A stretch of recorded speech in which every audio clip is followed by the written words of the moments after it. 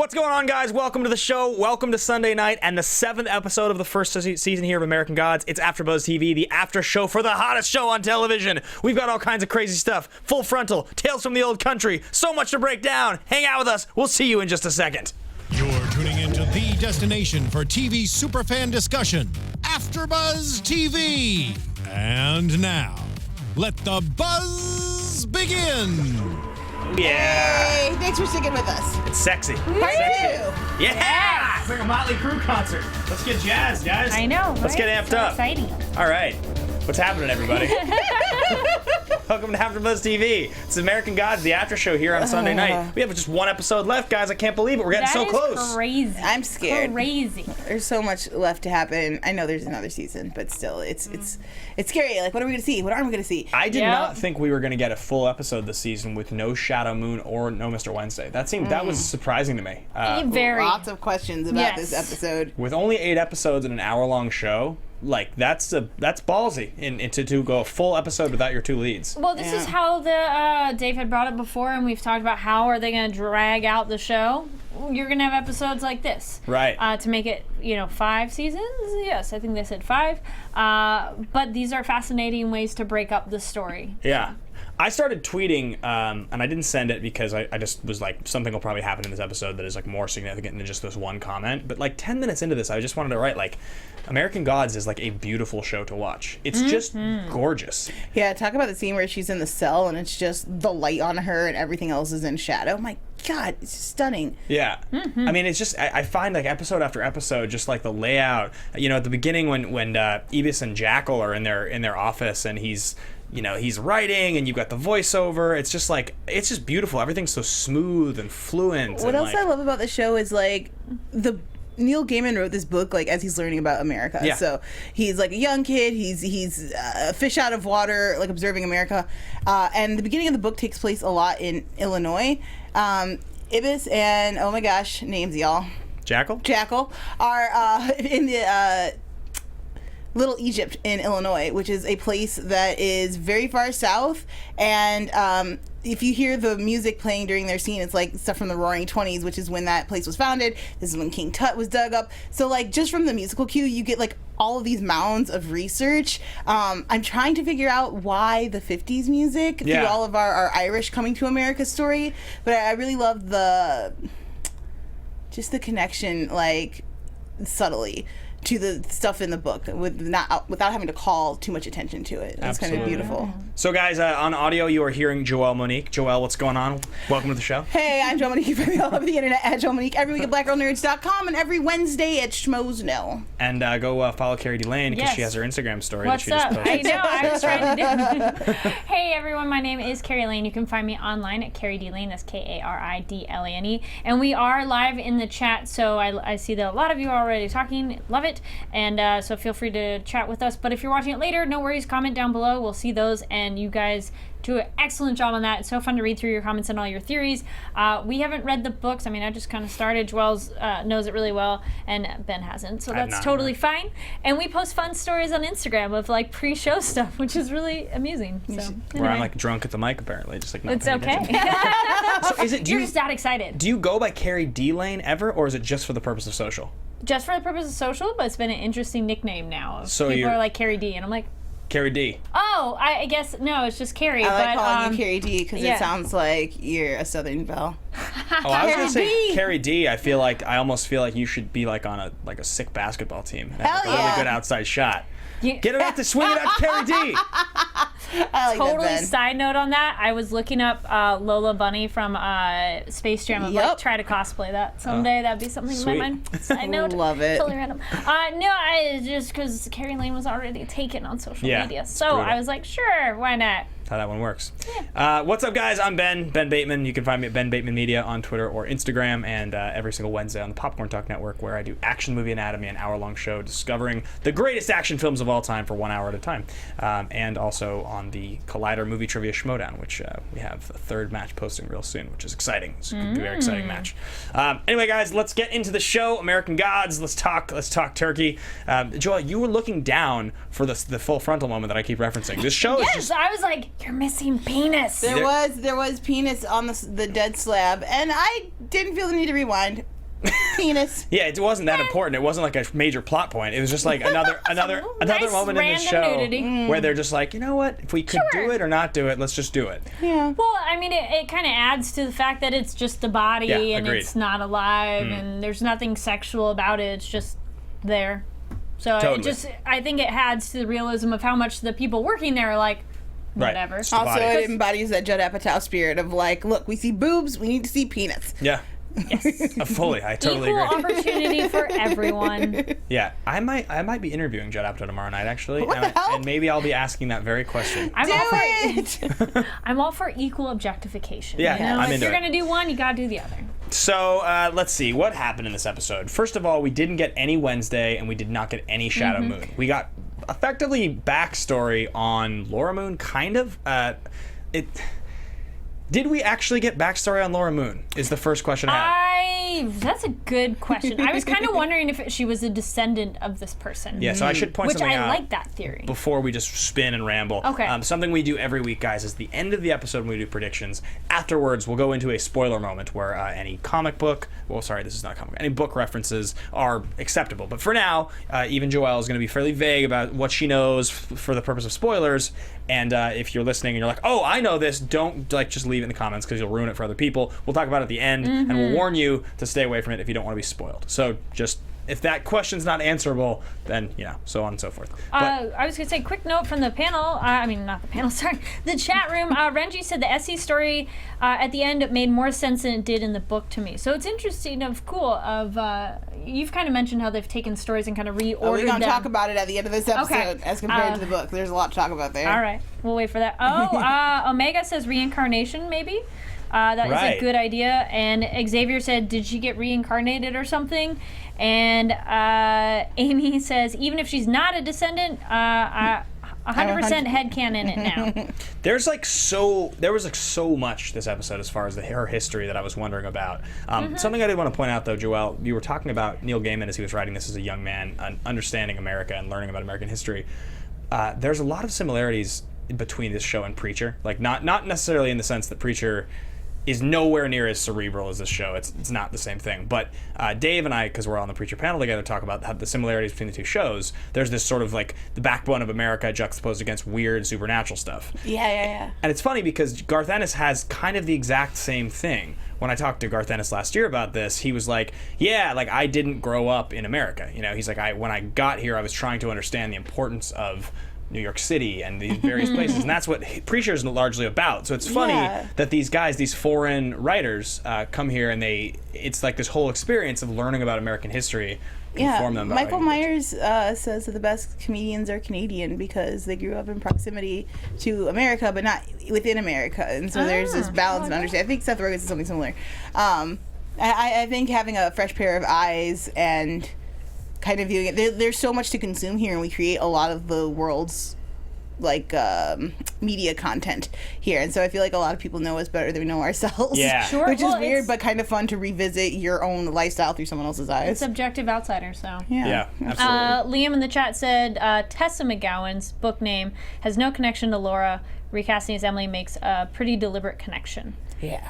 I think it's really cool, even if it's one of those, even if it's not that in the book. I'm It was curious- visually interesting, and I'm curious why. Well, because that's out now, that there's no connection in the book, very confused. I don't know where, like, I can't even headcanon place this. Like, I don't know whether I think, like, relatives or what. There's definitely a connection between the two of them, and we have talked before about Mad Sweeney and Laura maybe being a couple, maybe coming together, and definitely having this strong connection. So I liked seeing it in this episode in kind of like a past life sort of way. But if you also juxtapose Essie to Laura, the characters are dramatically different. Essie's kind of they're both cunning women who kind of do what they want, how they want, and are survivors, which is interesting.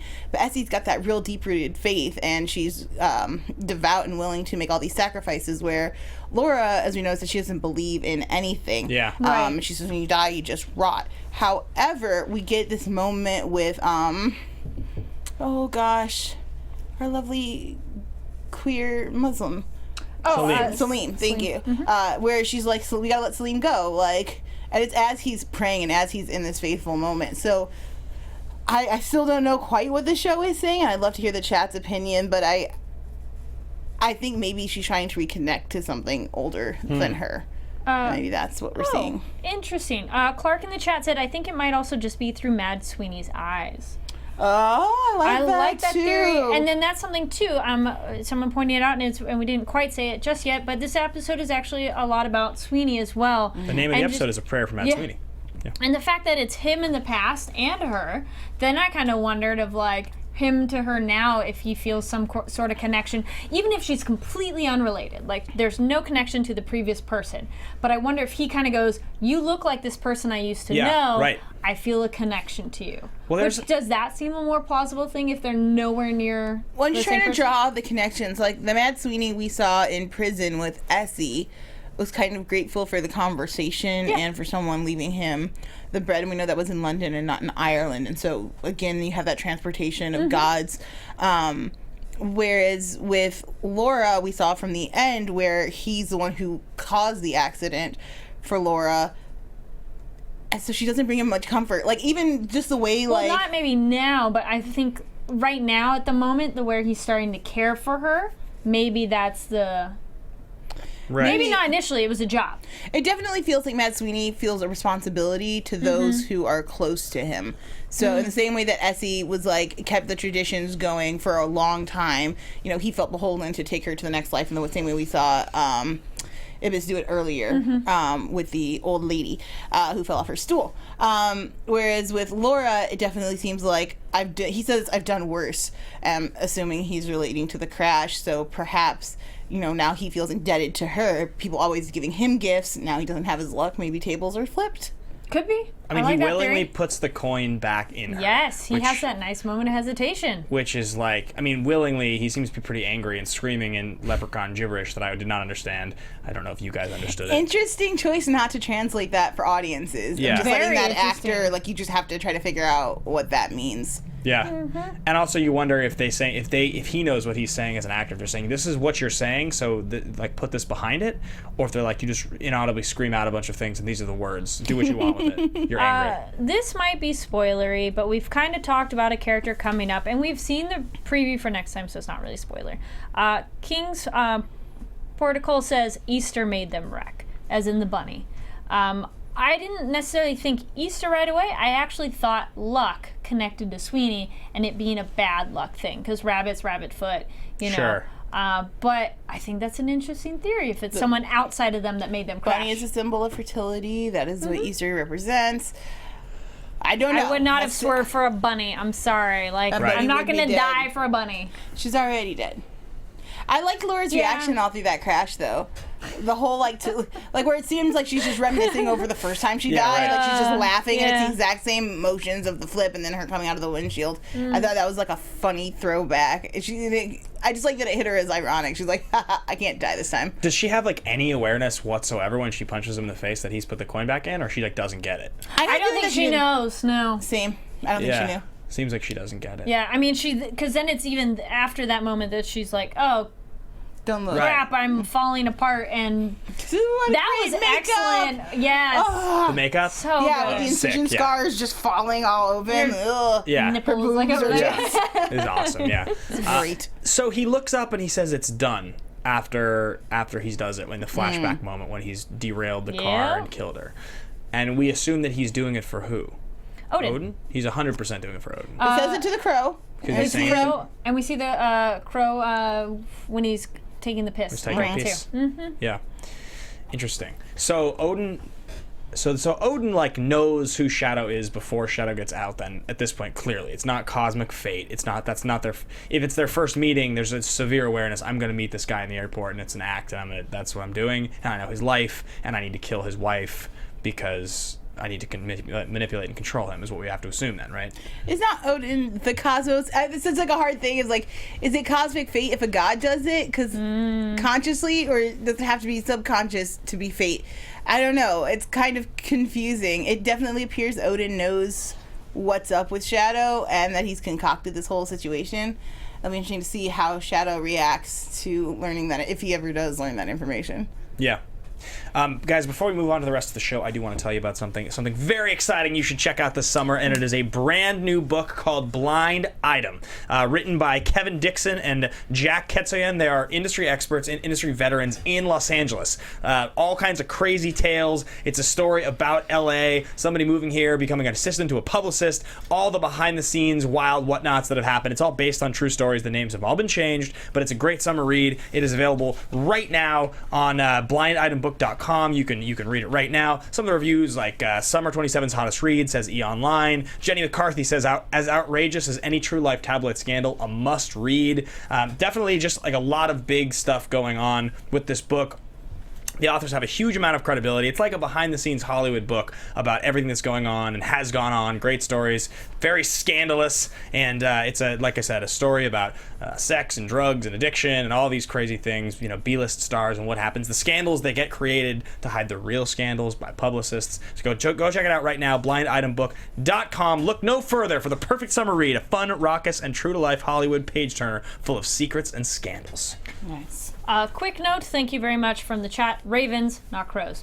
Well, Though they are birds. very similar, but also very whoops. different. Yes, different at the same time. Back to the theory of is it a divine intervention or whatnot.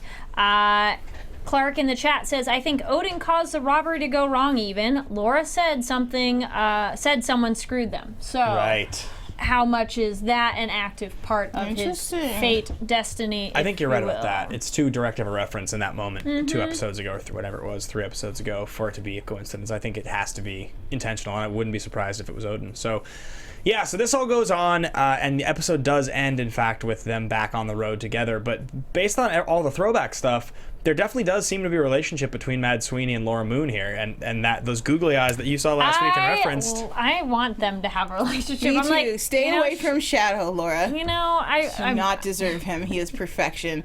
But you and Mad Sweeney get along great. I like their chemistry together. They are such jerks to one another and to everyone else. And I feel like, misery loves company, and they should couple up. Just lock it down. Yeah, absolutely 100% agree. At first, I was kind of like, oh, but her and Shadow, and they're like kind of meant for each other. But then I'm like, no, her and Mad Sweeney are so good for each other. Shadow's like too good of a dude for her. Yeah, it's just one of them. No, but And I don't.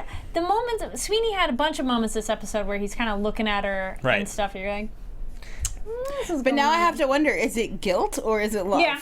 Or some duty or something. I mean, there's Yeah. definitely, it looked almost in some ways like he was screaming. He was angry about having to do it. Like, he is compelled to do it. Also, let's be honest, guys, Pablo Schreiber is the only person on the show that has not had a sex scene yet with Laura Moon. So, we probably will have one at some point. Taylor in the chat said it's been established that Mad Sweeney has been contracted by Wednesday in some way. I don't think Sweeney is in on the full plan that Wednesday is conducting. But I think Sweeney that's a good point. owes Wednesday a battle, as he says earlier, right? And so he's carrying out his acts of whatever because he owes him a battle. So there is definitely a debt that has to be paid there, and he's part of the Justice League of Gods that we're seeing come together. The sweet, sweet Justice League. We haven't seen Peter Stormare, my boy, the Spoon Song guy, with the hammer in a while. Yeah. No, we have not. Yes. This show is it's so wild too, because when the casting was happening, they kept announcing all these major actors to come in and do the show.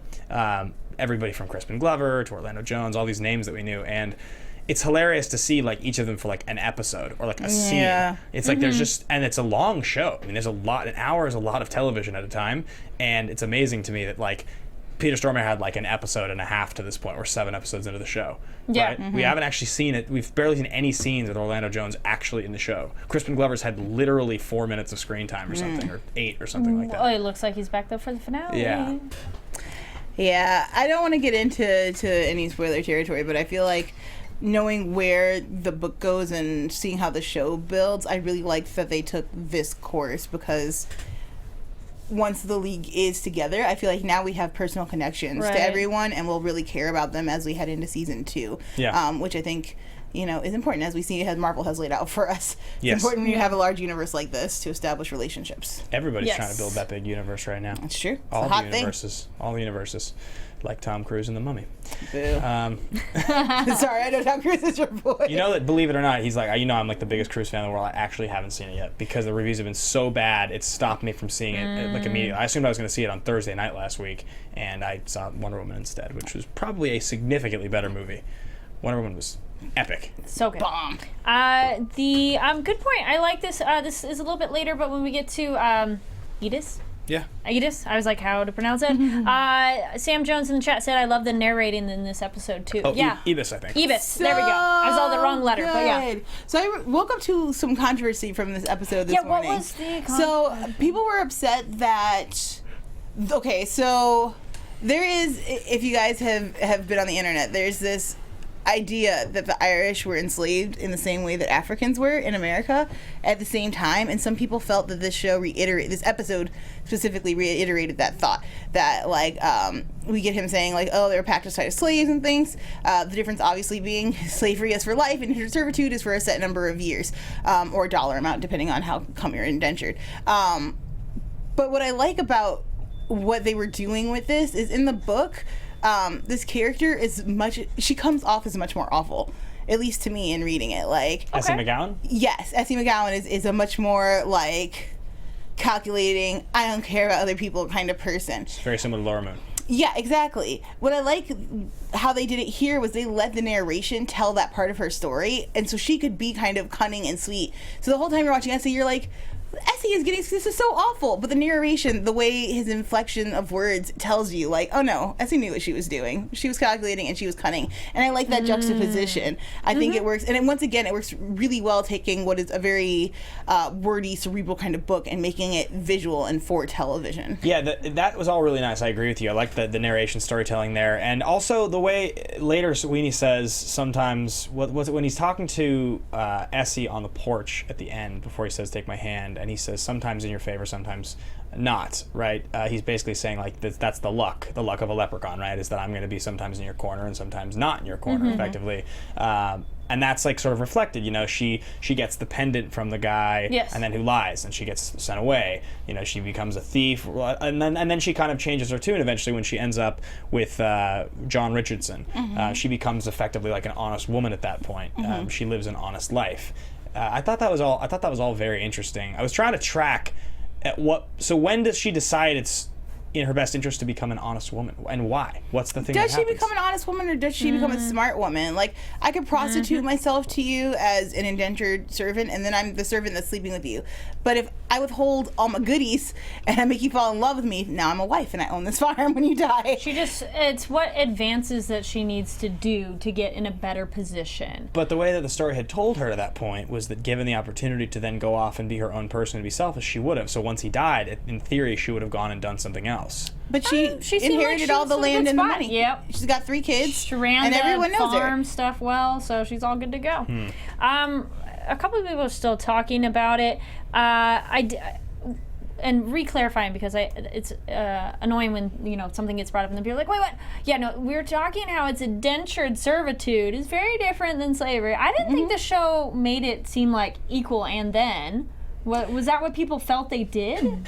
Mostly because of the specific wording at the top of the show, which was they were packed like slaves, and then showing the trip over. When you see Anansi come over with the slaves and the riot, it's like a 2-minute scene, and it doesn't at all kind of go into the horrors of coming over on a slave ship, where we get 2 full scenes here. When again, she gets a whole episode as opposed to the intro to an episode. So it's a little different. I understand people being upset about it. Having read the book and seen the show, I am less upset about it than some other people. I thought I was going to be outraged. I was like, oh no, I don't want to be mad. I love American Gods. I do not feel outraged. I feel like if you don't know the difference, then that's on you, and the show really can't help you with that. I was going to say, anybody read Johnny Tremaine back in school? I was like, it's a time limit, and you do your thing. And then you're done. Ben's like, I don't know what book you're talking about. Johnny Tremaine classic. It's about a kid coming over and, be a servant. And then he fights in the war. Yeah, his was only like 7 years. And there's a difference of timeline, and then there's a very big difference of you essentially signed up for it to come over for your passage, and also this or jail versus you were taken from your homeland. Right, you have no choice. There's a big difference. One is like animal stock, the other is a person. Like, it's different. Anyway, just felt we should touch upon that because a couple of you were bringing that up in the chat. Thank you, Katie. And yes. So then, go ahead. And then a couple other people are talking about for Essie she's a survivor, and Deborah says she wanted stability and she got it through her marriage, which I think at those different times she got what she needed at that moment, and then just kept climbing that ladder, and then got to a good spot and was like, I'm good. Yeah. And then maybe having having her baby and then the other baby, she kind of was like, this is good too, and not necessarily need to do more to get further along. So then specifically for them to show us this whole story, and the episode is called A Prayer for Mad Sweeney. So I guess, what are the conclusions that we can definitively draw from all the history we just saw about the characters that we're watching in the show now? Like, what do we know, do we think? I'm not at all a scholar on Irish heritage, culture, or traditions. But taking based off context clues of what we saw, we know Mad Sweeney is king of the leprechauns. Yep. We know that he loses that title. I'm going to go ahead and guess because he didn't fight in the war. It's not a very kingly thing to do. You left Ireland, it looks like, and maybe he came to London. That's another thing. Yeah. And I feel like maybe the prayer is like Essie is the one who got him through London and then into America. And that's like just essentially a prayer of survival. Like, this person got me here to a place where I could become something else. Is kind of the string of thought was this episode becoming someone else and stepping into a new position. Seizing your day as Salim did. Salim took off. He was like, what? Yeah, yes, to the gin. Bye, He gotta didn't go. leave his prayer rug, and I was like, wait a minute. I also love that he's like, what did he say? You're like an awful person. Yeah. So nice. He had his moment. Yeah. The Mad Sweeney's character, though, when he's the leprechaun before, I mean, he's still the leprechaun throughout, but I mean, before he mentions to her that it was her and others on the ship that helped bring him over. So it's interesting that he kind of says other people. But I felt she was our stronger connection to him of being consistent. Do we think that, is there a part of us that really genuinely thinks that Laura Moon is Essie McGowan reincarnated, or that she's a descendant of Essie McGowan? One or the other. I'm going to go with neither. I want to say just happen to look similar. Which, or they're just using her to illustrate the story. Yes. I like your theory of like this is through, or I can't remember. Mad some of the Sweeney's chat, it's eyes. through his eyes, yeah. I like the idea that this is how Mad Sweeney is rethinking. Yeah. About this woman who brought him here and how he sees a lot of her in Laura. What's interesting to me is why does Jacquel feel the need to write this down? It's Jacquel doing that? No. Is it Ibis? Yes. Okay. Because he's the one who's writing in there. Like, I see your fingers twitching. Yeah, like I see you need to write But this why down. this And why does it, not only why this story, but why does it need to come into the world? Is this in some way helping Mad Sweeney, or is this something that's happening for Odin? It's writing the story down, making it more permanent or more tangible? Yeah, well, then there's also, the episode opens as Ibis is doing this, what's the word I'm looking for? Embalming. Embalming. Yeah. That he says, we get so few lovers' quarrels these days. He was so disappointed. I know, but then he says lovers' quarrel, two women, an older woman and a younger woman. And then so is there significance to that phone call? Who are those characters? Right, we don't know. Or if that's some other significance to their history of Right. like, I was that he trying to wants figure that out. that. And it's a lovers' quarrel. So an older woman and a younger Well, he said they did It was an OD. OD. Oh, Yeah. that's what he said. But I don't Overdose. think that would fall in a category of quarrel if you're ODing I together. think he's making a joke because he does say after that. Okay, Yeah, yeah, because Jacquel corrects him. He's like, no, it's an OD. And then I think as the phone's ringing, he's like, lover's quarrel. Should I get it? I think he's making a joke. Possibility for Sweeney. Darius in the chat says, I think he lost his title because people stopped believing in Mad Sweeney as the king. Aha, that is a lot more consistent with the gods. Yes, Very absolutely. possible, yeah. The American gods theme. Do you guys have anything else you want to touch on before we get into predictions? Anything from the chat? This is interesting. Omega Prime says Mad Sweeney isn't a leprechaun per se, but a pre-leprechaun existence in which leprechauns derived. Another example of this is like Santa being based in part on Odin. Yeah. Very interesting theory. Crazy. And we get Mad Sweeney says as much when he says, first I was a king and then they turned me into a saint and then as a leprchaun and then the General Mills people did the rest, which is a great to get Lucky Charms. Yeah. Totally. And then similar to the theory of us just, we were saying of maybe just looking like the person, GB says, imagine how bad Sweeney feels to set up the murder of someone who looked a lot like the person who saved him and got him to America. So going more with the theory that she just happens to look like her. I'm going to jump us into predictions here so we can talk a little about what we think is going on. Yes.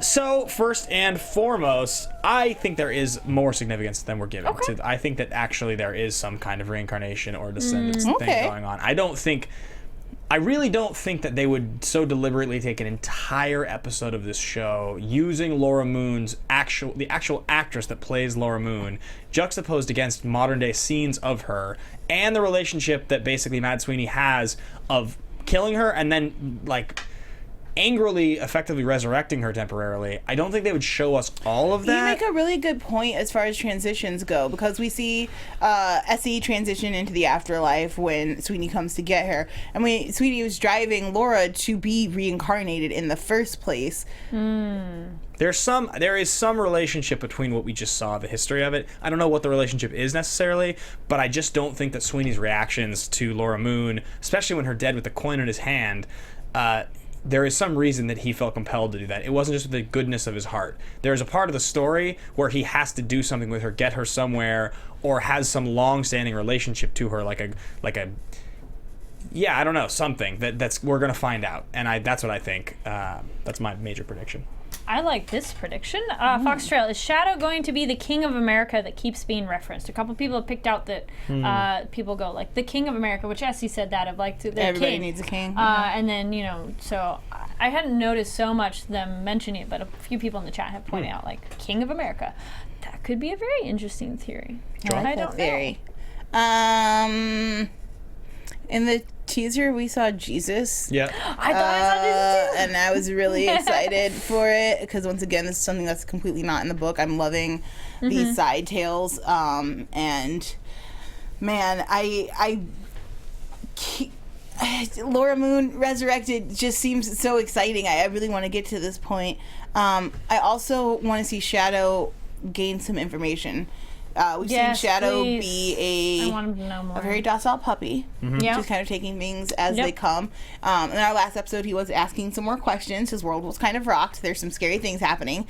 So I'm hoping that he digs a little deeper into Wednesday to be like, look, I need answers. Give me info. Where am I in all of this? I don't think he'll get clear answers, but hopefully he'll break Wednesday down a little bit.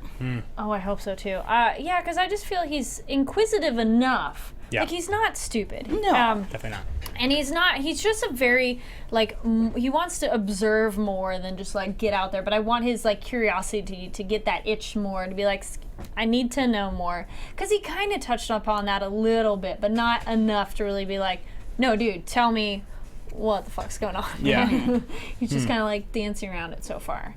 Agreed. But it looks very exciting for the preview for next time. Absolutely, yeah. The Finale, finale's There's gonna a be- lot going on. It's going to be huge. That does it for me. Anything else from you guys? Do you want to do any spoiler talk? There really isn't much. This is a one-off story in there. Two things I will say. I saw an interview. Spoiler alert, guys! Spoiler alert! Get out of here if you don't want to hear. If you don't want to hear spoilers, just turn it off. Spoiler Yeah, alert. exactly. Spoiler alert. Thanks, Boo. I saw an interview with the guy who plays Wednesday, and I'm just the worst with names. Ian It's McShane. okay. Thank you, Ian McShane. And he's talking about how they cannot continue to do these Coming to America stories in season 2, which is Okay. really fascinating to me because the Coming to America stories are pretty much these like big pillars within the book. They kind of help shape the story and give you context to where you are geographically. I'm curious to see how they'll evolve into that next season, and I only bring that up because I think we'll start seeing it in this coming up in our last episode. Why do you think he said that? Man, I don't know. I guess because their one-offs are kind of those stories. They're these big introductions, and they're so elaborate and so different. And I think that perhaps because we're no longer we're here now, we'll probably have a good understanding of the war, terms drawn, sides picked. Well- So I think maybe we'll be like second generationing it, maybe, instead of like like migrating to or immigrating to America. What is it like trying to survive in America? Like, now that you're here, what are your next steps? So maybe that'll be the season 2 that we focus on. Also, Kristen Chenoweth is coming, and she is everything. Not what I pictured as Easter. Easter in the book is a very large but sexy woman. She's like Shadow, just As in, like, full figured? now. See, the book doesn't. It's not very specific. She just like she was a larger than life presence. Okay. Which Kristen Chenoweth is, but the book gives her that She's physicality. tiny. She's a tiny woman, but she's got that big voice and that big personality. She does. And so I wonder if maybe that's where they're going. And again, the show does a really good job of reversing a lot of things that you would read as literal in the book to become figurative visually, which works. But I'm excited to see her one way or the other. She always does a blowout job, so it should be fun. She was a little spitfire on the red carpet at the premiere. She was full of energy. I'm sure. Well, talking about the Coming to America stories, predictions into that of decisions to do that is in like 6 Feet Under, they did the fun commercials for like dead stuff, and then they stopped doing that. Sex and the City first season had these awesome asides from random people that kind of faded out after season 1 too. So maybe that's something with this where it is a really cool device, and even though we as the audience love it, they're like, we're gonna keep doing it. So I mean, besides other reasons, but I was just thinking of those shows where I love that they did these things, and then they're like, but maybe it's specific to season 1. Yeah, that kind of a thing. And then a couple people were saying how if we're supposed to be trusting. This is what it was. I liked finding this. And if this is true, thank you very much for sharing. If not, I don't know where you found the info, but cool. Prince Frog says, when Sweeney was swearing in Irish, he was saying, haven't I believed enough in your bullshit? Haven't I suffered enough? Isn't that enough itself? I'm not evil. I'm not. Oh, wow. So it was not that's gibberish. right, because Awesome. we're getting a lot of the same sounds words. right. Okay, so haven't I believed in you enough? Yes, haven't I believed enough in your bullshit? And haven't I suffered enough? Isn't that enough itself? And I'm not evil. I'm not. So essentially, it feels like he's being offered this opportunity to take his coin and run. Like, you could be that other side. You could not be in our corner. But we know kind of from our volcano god that loyalty and how you show that loyalty is super important. Otherwise, you could end up dead. And maybe that's what this is. It's like you could have your luck, and we'll see how far that gets you, or you can prove to us that you're on our side by putting the coin back and taking her where she needs to go. Okay. And then a couple of people were pointing out for Easter, curvaceous and like fertility. So, Yeah. but artistic liberties. I think she's an interesting choice too. And Omega Prime says, my theory is if there's multiple Jesuses, then there could be multiples of other gods. Oh, that's the other thing I would want to know is if there are other ones. I have some. Wait, we're in the spoiler section. I've talked to somebody else who's read the book, and the fact of someone coming to America. Is the old world you still there, and you've come to the new world? So there's others. So I'm like, where does this go? Interesting. And some people are kind of talking about that in the chat as well. So I hope they might get into that a little bit, but I think that might be more of a season 2 thing. Cool. Yeah, it's hard if you don't leave America, too, to kind of explore these gods and other Well, because countries. the other thing is, can you talk to your other version of you? You know, like if Odin is here, is there a copy of him back in other places? In the book, Can he like go? You know, in the book, I don't think we ever get them talking to one another, but they know of their status in other places. So, like, they'll be jealous of their one that's, like, still... there's, like, an Indian goddess at one point, and she was like, yeah, me back home. Still doing great. I'm out here suffering. Some bull. Got it. Okay, a interesting. few people are talking about how, there's definitely copies, and or like, different versions, different countries having different versions of the next Of this, group. that makes sense. It's And like the Jesus I think thing. there was something else too. Oh, somebody kind of we're getting like new gods and old gods, and then it's kind of that question of too if they're good or bad. But I think our viewpoint is essentially through shadow of if we think they're good or bad. Because I mean, I don't know. Unless they're killing people, I'm like, I don't think they're that bad. I guess unless you're killing people en masse or something. Until really this episode. I mean, I still feel like we're seeing the world through Shadow's eyes. That's like sort of the point of view. But anyway, guys, more next week on this. Yes. Be same time, actually maybe same time, same place next week, but we might be earlier because we might have a special guest. So be working sure on it, to guys. follow each one of us on Twitter. We'll be sharing that information. Where can they find you, Kari? Yes, you can find me online at Kari D Lane. That's KaridLane. Thank you so much for joining us in the chat. It's so great to hear all your theories and opinions. And if we're forgetting something, thank you for the assistance. Yes. Hey guys, I'm Joelle Monique. You can find me all over the internet at Joelle Monique, every week at Black Girl Nerds and every Wednesday at Schmoes Know. You can check me and Kari D out Thursdays at 3 doing Handmaid's Tale finale this week. Big episode. I'm scared, but it should be fun. Also, on our sister network, Black Hollywood Live, check me out. What days are those? Tuesdays, 4 o'clock, Headlines with Headliners. Comedy, weekly news show, ton of fun. If you head over to the Black Girl Nerds podcast right now. You can check out my interview with Mark Bernardin, who's the former editor of the movie section of the LA Times. He's the writer of the comic book Genius, which is fabulous. And he also is the host of Fat Man on Batman with Kevin Smith. Awesome. I was going to say, wait, I forgot because I was too no. excited.